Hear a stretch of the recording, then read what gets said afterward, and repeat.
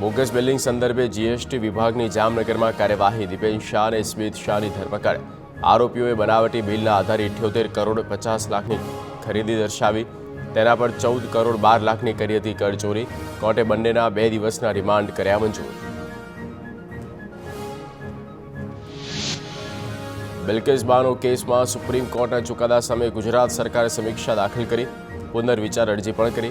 સરકાર માટે સુપ્રીમ કોર્ટે કરેલી કેટલીક આકરી ટિપ્પણીઓ હટાવવાની માંગ કરી. ટિપ્પણીઓ રાજ્ય સરકાર માટે પૂર્વગ્રહ બની હોવાની કરી રજૂઆત. સુપ્રીમ કોર્ટે 11 દોષીઓને ફરી જેલ ભેગા કર્યા હતા. જામીન અરજી અંગે ગુજરાત હાઈકોર્ટનો મહત્વનો ચુકાદો.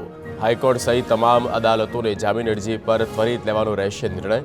આગોતરા જામીન અરજીઓનો 6 અઠવાડિયામાં લેવાનો રહેશે નિર્ણય. નિયમિત જામીન અરજી પર અદાલતોએ 2 અઠવાડિયામાં લેવાનો રહેશે નિર્ણય. હાઈકોર્ટના નિર્ણયથી કોર્ટમાં પડતર કેસોનું ભારણ ઘટશે. રાજ્યમાં સિંહના મૃત્યુ અંગે ઉઠ્યા સવાલ. 2 વર્ષમાં સૌથી વધુ 118 સિંહ બાળના મોત. 2 વર્ષમાં 238 સિંહના મોત.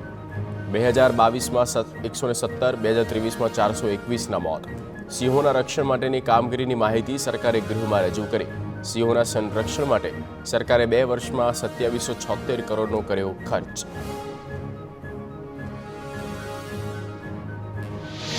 સિંહોના મોત અંગે જીતુ વાઘાણી આપી પ્રતિક્રિયા. મોતની વાતનો સ્વીકાર કરી કહ્યું, સિંહે કરેલા હુમલામાં સિંહ બાળના મોત થાય છે.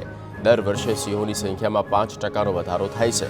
દર 5 વર્ષે થતી વસ્તી ગણતરીમાં સિંહોની સંખ્યા સરેરાશ 28%.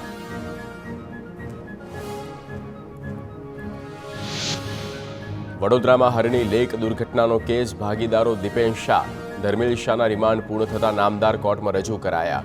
વધુ તપાસ અર્થે 9 દિવસ ફર્ધર રિમાન્ડની માંગ કરવામાં આવી.